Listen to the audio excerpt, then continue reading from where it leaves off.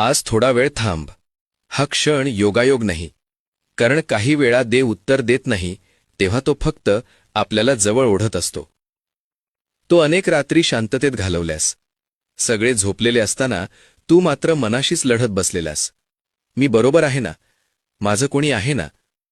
अंधारात हे प्रश्न जड होतात आणि तेव्हाच मनाला भीती वाटते. देव दूर गेला की काय? पण ऐक, श्री स्वामी समर्थ कधीही आवाज करून येत नाहीत.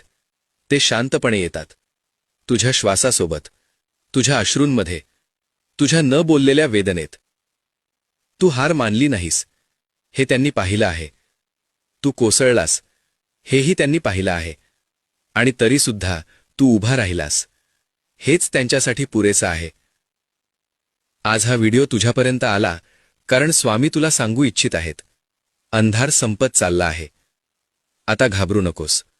डोळे बंद कर, हृदय शांत कर आणि मनात एकच नाव ठेव, श्री स्वामी समर्थ.